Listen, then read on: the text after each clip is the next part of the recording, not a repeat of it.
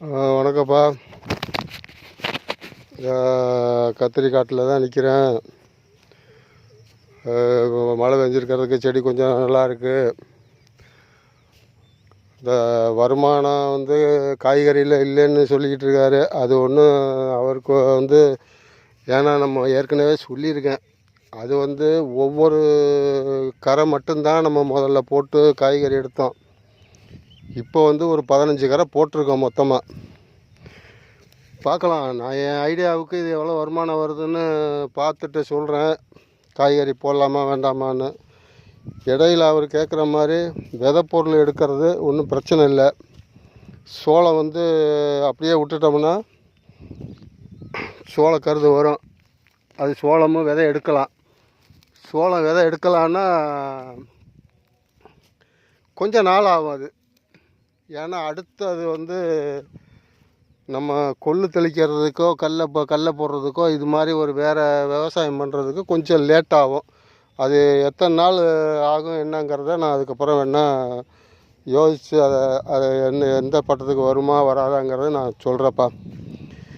அது விதை எடுக்கிறதுனா கொஞ்சம் லேட் ஆகும். இல்லை மாட்டுக்கு தீவனம் மட்டும் போதும் அப்படின்னா பூட்டு வர்ற நேரத்துக்கு பயிரை அறுத்தரலாம். அப்படி அறுத்தோம்னா மாடு தட்டை நல்லா சாப்பிடும். தீவனத்துக்கு நல்லா இருக்கும்.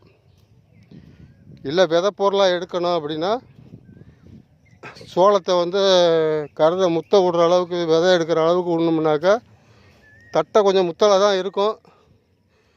இருந்தாலும் கருதை அறுத்து கொண்டுக்கிட்டு வர்றதுக்கு கொஞ்சம் செலவு அதிகமாகும். ஏன்னா அதெல்லாம் கருதை இருக்கிறதுக்கே ஆள் கூலி ஏகப்பட்டது வரும். பார்ப்போம் அது எப்படி பண்ணுறதுன்னு யோசித்து சொல்கிறேன் நான். விதை எடுக்கிறத பற்றி ஒன்றும் பிரச்சனை இல்லை. விதை எடுக்கிறதுனால சோளம் விதை எடுக்கலாம்.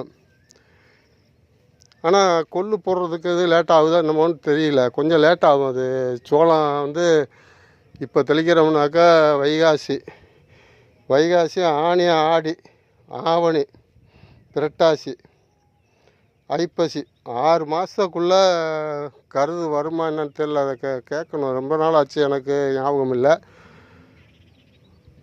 புரட்டாசி ஐப்பசி மாதம் கொள்ளு ஐப்பசியில் விதை வந்துடுற மாதிரி இருந்ததுன்னா நம்ம தட்டை அறுத்துக்கிட்டு விதைக்கி எடுத்துக்கிட்டு கொள்ளு தெளிக்கலாம்.